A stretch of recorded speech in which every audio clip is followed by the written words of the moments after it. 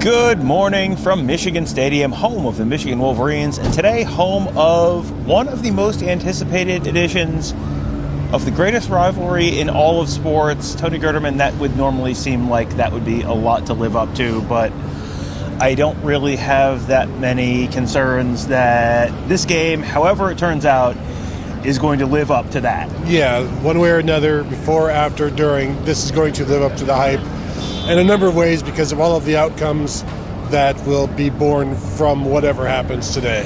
Yeah, it is going to be a game that we have seen, games up in Ann Arbor where Michigan has won by a bunch, Ohio State has won by a bunch, very close games.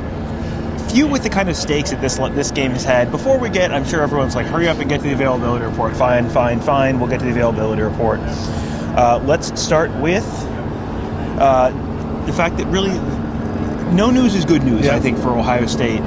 The only starter listed on the availability report, no one questionable. The only person who's listed as out is Lathan Ransom. As you pointed out, there are other people who are listed as out for the season, and Lathan Ransom is not listed as out for the season, so that's good news. I think if you listen to us this week, this should not be a big surprise to you that he is not playing. The other names on here, the guys out for the season, Zach Herbstreit, Reese Stocksdale, Court Williams, Mayan Williams, again, no surprises there. The guys out for the game, Kojo Antwi, Keon Grays, Jason Moore, Will Smith, and Lathan Ransom. So it is two true freshmen who have really not played at all this year, two wide receivers who are a little ways down the depth chart who have really not played this year.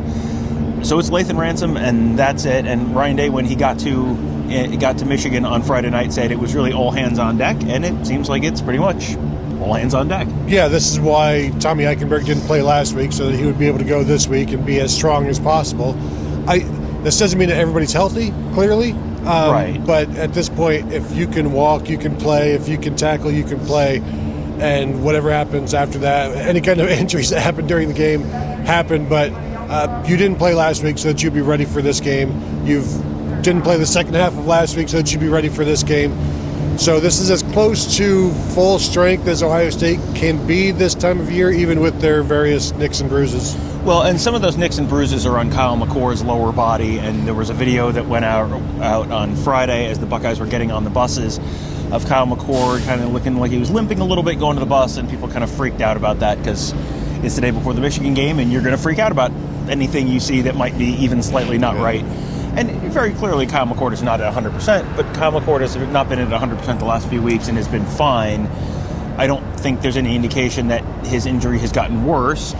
He was not wrapped, obviously, had not been, Advil, or, I'm guessing he's not taking children's chewable Advil, but whatever it is, like, he has not been limping on the field the last few weeks. I'm not expecting that to be an issue for Ohio State. On the Michigan side of things, we have not gotten Michigan's availability report yet, but, J.J. McCarthy is going to play, obviously. Yeah. But it seems like there's a reason to think he may not be 100% either. Yeah, no, he said he was banged up after last week's game. He looked banged up in that game. He looked a little banged up against Penn State after getting hit a couple of times. So I think we said it last night that you can't be banged up and talk about how banged up you were against Maryland a week ago and then be full strength this week. So, I wonder how many quarterbacks have come into this game full strength. Probably the ones that didn't play during the season. That's about it. Yeah, this is the time of year when no one feels 100%. That's, ask any pitcher in baseball, honestly, how's your arm feel towards the end of the season? And no one's feeling great. Like, it's this time of year in football, everyone's banged, bruised, recovering from something, suffering some new injury. That is the game of football at this time of year. That's how it is. And it's 17 degrees out, so... It is 17 degrees out. It will warm up a little bit for the game. It should get into the low 30s, and we should get a little bit of cloud cover at the time of the game, which Thankfully. is tradition. Yeah, this blinding sun. It is. As per tradition, it should be a gray, cloudy day in the 30s, as Ohio State, Michigan is intended to be. We'll just run you real quick through some of the times to know right as you're watching this. If you're watching this right as it goes up, 10 a.m. gates open. 11:31 Michigan football full team warm up. 11:57:50 the national anthem. 11:59:30 senior day ceremony. 12:06:30 Michigan intro video. 12:09 Michigan takes the field. 12-10-30, Ohio State takes the field. 12-11 coin toss, 12-14 kickoff. So if you want to count your days or count your minutes down to the actual kickoff, 12-14, the actual kickoff, and the 50th anniversary of the tearing down of the M Club banner was yesterday. Ohio State would have to jump the gun in order to do that this year. Michigan comes out before they do. Maybe they leave the banner up, and at 12-10-35, the banner gets taken down again. I'm not expecting that, but as we have seen over the last few weeks and month or so, you never say never with anything this year. This is with all this other stuff that's going on. I think the stakes of Big Ten East Championship, right to play Iowa in the Big Ten Championship game, college football playoff, those stakes are all pretty cut and dried. That's the normal stuff that's on the line every year when Ohio State and Michigan play. This year, there's the whole separate conversation of the Michigan validates the last 2 years of wins over Ohio State, or Ohio State completely negates the last 2 wins for Michigan in this series, given all the off-field stuff that's going on. This is in some ways one of the bigger games in this series, just based on that, just narratively. It feels like there's a lot more on the line narratively than there is in a typical Ohio State-Michigan game. Yeah, to use the pitching analogy, it's like a reliever coming in with 2 guys on base, and he can either, wipe those guys out, or the guy at bat can bring everybody in. And I think Michigan is maybe the person at bat trying to drive all of these runs in, and Ohio State is trying to go 1, 2, 3 on their batters, and just it would, for a lot of people, completely wipe out. As I said, it would be Ohio State vacating those 2 losses before Michigan gets a chance to. And there's, I wonder how much Ohio State, I don't think they talk about that too much, but I think they acknowledge that if they win this game, they prove that the last 2 years were a fluke, and I think that also carries some weight, but not more than this game. So in this analogy, Michigan's the one on third base? Yes, correct. Okay. Yeah, I do wonder, in terms of the confidence level for Ohio State going into this, if knowing that, hey, there was some other stuff going on, maybe changes the confidence level a little bit for Ohio State, where, you could come in. Most of the guys on this Ohio State team have never beaten Michigan, as crazy as that is to say. No game in 20, losses in 21-22. So only the fifth-year seniors have been part of a win over Michigan.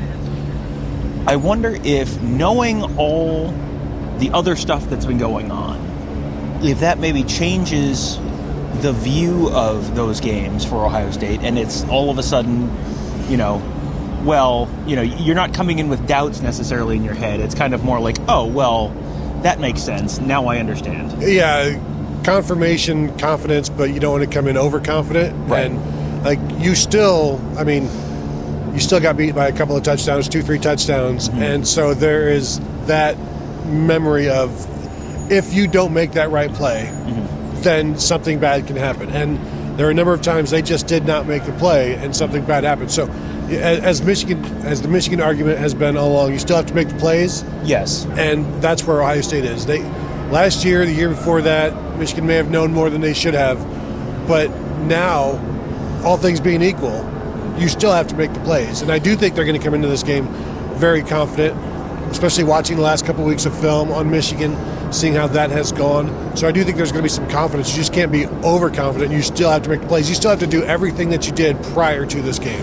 And I think Michigan's coming into this game confident too, because Michigan is looking at this. Michigan players can't wait to tell you that this is all because of their hard work, and Michigan folks can't wait to tell you how this didn't make any kind of a difference. And I think this is as confident as Michigan has probably come into this game in a while too, because they're at home. This is pretty unquestionably the best Michigan team of the last couple decades, and they've looked dominant throughout most of the season. You would expect them to come in confident and expecting to win this game. And people are doubting them now, which is, I think that's what coaches love, that when somebody starts doubting your team, and then you can show them, like, look at these people doubting you, and they get the chip on the shoulder. And The want to prove people wrong is, I think, a strong thing for both teams, but especially for Michigan right now. Having everybody call them cheaters, having everybody doubting what they've done in the last 2 years, having people doubt what they've done this year, that has to chafe the players, whether they were helped or not. That has to bother them, and that's something they're going to want to disprove this week. When we talked to J.J. McCarthy on Monday, he said it's I don't even remember exactly what it was, but it just there's an annoyance there. There's you're bothered by the fact that people don't think you have done what you believe you have done. Mm-hmm. Exactly. So what they're going to do today will come down to, especially for Michigan on offense, probably what J.J. McCarthy can do, because you expect they're going to be able to run some, but so far this year they have really not run incredibly well with Blake Corum and Donovan Edwards. It's kind of just been okay, and they've kind of been more compilers than consistently dominant, and certainly more so than explosive. I'm sure they've saved some stuff for this game that they haven't shown yet, so we'll see what that looks like, and maybe they do pop off a big one at some point. But it feels like a lot of Michigan's offense runs through J.J. McCarthy, and specifically through J.J. McCarthy's legs, where not just him in the run game, but also him in the pass game, extending plays, getting out of the pocket, and making stuff happen, and you get into a scramble drill at times, and it kind of breaks down, and it's just kind of backyard football. How, with him being potentially banged up, how crucial is the J.J. McCarthy is 90% healthy versus J.J. McCarthy is 75% healthy with his legs in this game? How big of a difference does that make in terms of the outcome here? Well, I think it's pretty significant, because I think that is his best skill, the ability to make plays on the run and keep plays alive and then make plays down the field. And again, he's going to give everything he has. If he's 85, he's going to play like he's 100 as much as he can. It's just, will he be able to do that every play, or will there be a slow step here or a misstep there with everything that he's dealing with? But it's beneficial to Ohio State that he is banged up and not as mobile and not as escapable, because he can make guys look foolish as they're coming on a blitz. As they're tracking him down, he can just spin out of it and then go either gain yards or keep plays alive. And that secondary, the routes after the scramble drill, they've hit some big shots on that. We've seen them throw plenty of passes into the end zone on a receiver just going clear across the back of the end zone on a scramble drill, running with McCarthy. We've seen what happens last year when you miss him and you have an opportunity to tackle him. Every opportunity that Ohio State has this year, if they don't want to let something big happen, you better tackle him, injured or not. Yeah, for sure. And so that, I think that might be the single biggest storyline on offense for Michigan. I think the single biggest storyline on offense for Ohio State is, can the Ohio State offensive line play well enough? I'm not expecting Ohio State's offensive line to dominate the game or be incredible. I think the question is, can Ohio State's offensive line do well enough to let Ohio State run the ball some 4.5, 5 yards a carry? We said last night might be enough to win the game. If Travion Henderson runs for 5 yards a carry, consistently, they probably win the game. Can they keep the pressure from the middle of the defensive line out of Kyle McCord's face? Can they pick up whatever exotic stuff Jesse Minter has drawn up in terms of blitzes and pressures and all that kind of stuff? Can they keep Kyle McCord clean, give Kyle McCord time in the pocket? Because I think if they can, I don't think Michigan's secondary can control Marvin Harrison, Emeka Egbuka, Cade Stover. I think that's going to be a problem for Michigan. If Kyle McCord has a clean pocket and time to throw, I think that is very, very bad news for Michigan. But I don't know if Ohio State's offensive line is going to be able to give them a clean pocket and time to throw. Well, I think the thing there is, on the times he has the clean pocket and the time to throw, you've got to make that count. That's offensively, defensively. When you have those few opportunities, you need to make them count, and it's probably whoever makes them count the most often will win the game. But if Kyle McCord has time to throw, he's going to have open receivers, and if the offensive line is giving him time to throw, you think they'd be playing well enough with the running game as well to be able to move the ball there. If this Ohio State offensive line can give them, Ryan Day wants 4 yards on first down. If they can give him 4 or 5 yards on first down, then whatever happens on second down, 3rd and 5 is, you'd much rather have 3rd and 5 than a 3rd and 8. There are things you can do with that. And so the opportunity, I do wonder how much they're going to run on first down, because obviously throwing on first down is more beneficial because defense isn't expecting it necessarily. But also, they don't want to get behind the chains. So if they're effective running the ball, I would expect them to continue to run on first down. If they're not effective running the ball, then you better protect Kyle McCord. All right, we're going to finish up with a little fact or fiction, true or false, however you want to frame it. If Kyle McCord does not turn the ball over, Ohio State is almost guaranteed to win. I'd say 60%. I'm not going to say almost guaranteed. I'd say almost guaranteed. You need one more almost in there, because this could still be a very low scoring game without him turning the ball over. And sometimes for an Ohio State quarterback, not scoring is kind of like a turnover. You know, punting is sometimes like a turnover when you're used to scoring 40 points a game and you're only scoring 20 in this one. Those aren't necessarily turnovers, but you don't want to be punting that much. So I'll say almost guaranteed. The team that kicks more field goals will win the game. I disagree with that, but yet this is the low-scoring game. If you are going to kick more field goals, this might be the game. But if you could score 3 touchdowns instead of 3 field goals, you know, that sort of thing, with a 21-20 type of thing. What is the record of the team that kicks the most field goals in this game? I'm guessing in the history, it's not great. Yeah. Of the last 25, 30 years, it's not great. Yeah. Go back to the 70s and maybe a lot of 14-10 kind of games. Go back to 1996 and count from there. And it's not probably great. Not great. The Blake Corum will run for 85 yards or more. I disagree with that. I think Ohio State's going to do well against the run. I do agree that something is going to happen. They're going to do some different things. But we have seen Corum run for that, but he usually takes 24, 26 carries. And I think Michigan's going to try to get there. What is 25 for like 90? I mean, the 25 means more to me than the yardage. Yeah. It's just because you're keeping the ball and you're getting enough first downs. The first team to score has an inordinately large advantage in this game compared to a typical game. No, I'm not going to go there. Somebody's got to score. Somebody's got to win. Somebody's got to lose. It's not an Iowa game. Somebody will score. And then whatever happens on that first score, that starts to dictate other things throughout that. So I won't go there either. Not even 3 almosts. Okay. And let's see. Last one.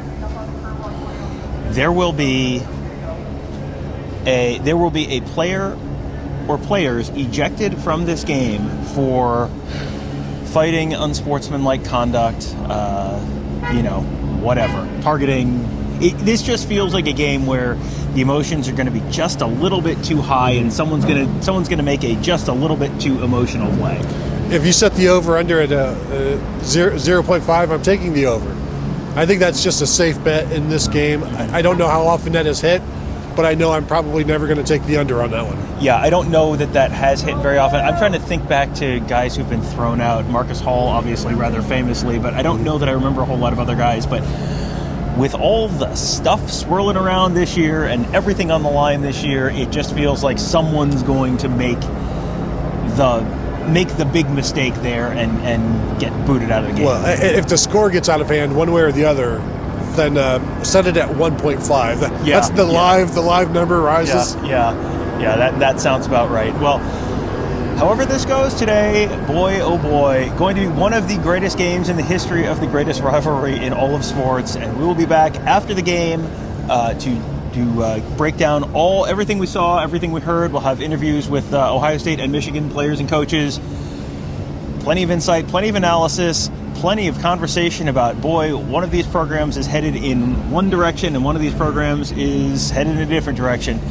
There's going to be a lot to talk about. You can find us after the game at youtube.com/BuckeyeHuddle. Make sure you are subscribed to our channel. Make sure you hit that bell, because if we start a little early, you're going to want to hop on there a little early and get going. So youtube.com/BuckeyeHuddle. Make sure you're subscribed. Make sure you hit that bell. And make sure you're subscribed to BuckeyeHuddle.com as well, because no matter how this weekend goes, there's going to be a lot to talk about next week on the huddle board at BuckeyeHuddle.com. and plenty of breakdown from our X's and O's guys, and early signing day now less than a month away. So there's going to be a lot to talk about in the next month at BuckeyeHuddle.com and probably beyond. So that will do it for now. Thank you guys all for joining us. Enjoy the game. Try to enjoy the game.